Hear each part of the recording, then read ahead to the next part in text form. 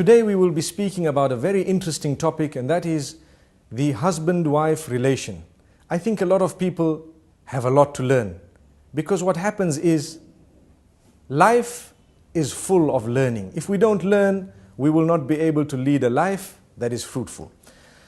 All of us, as we grow and whilst we are young and still growing, we have a dream.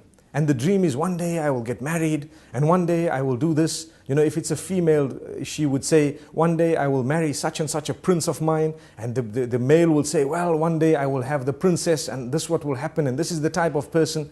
We need to know that this entire thought needs to be harnessed. And we need to think very carefully what type of a person we want to marry. The reason is that decision will determine the rest of our lives, whether we will lead a life of happiness or a life of doom. The decisions of marriage are by far the most important decisions that one could make within one's social circle and even for the rest of life. So it is important for us to know what the Prophet Muhammad, may peace be upon him, teaches us regarding making this choice. Firstly, he says that a woman can be married for some reasons. Some of these reasons are لِمَالِهَا وَلِجَمَالِهَا وَلِحَسَبِهَا وَلِدِينِهَا. She can either be married for her wealth. Some people look at wealth, wow, wealthy family, let me get married. And sometimes they look at the status in society, wow, you know, good lineage, or should I say high status in society, prestigious people, let me get married. Sometimes they look at the looks. This person is very good looking, very pretty girl, you know, very handsome man, let me get married. And there is something that people look at, which is religion, character and conduct. So the Prophet says, فَظْفَرْ بِذَاتِ الدِّينِ تَرِبَتْ يَدَاكَ.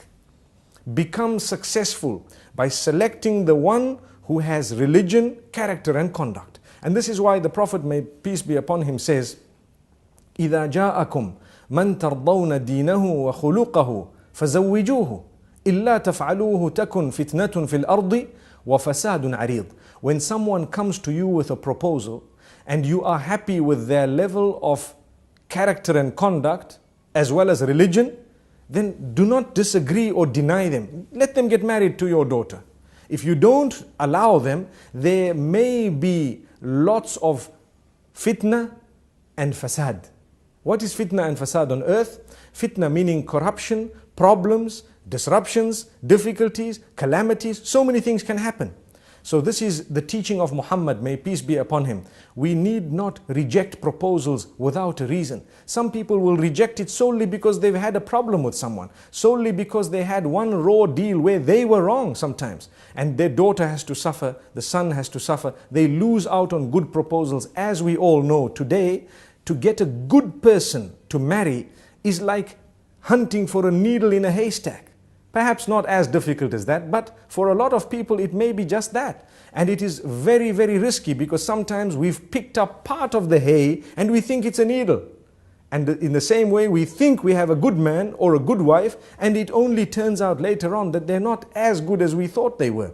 So it's important for us, once we've made the decision, each one of us should be, the main aim in our lives should be to please our Maker, to please our Creator. We need to be constantly conscious of that. If that is the case, we will be able to lead a happy life.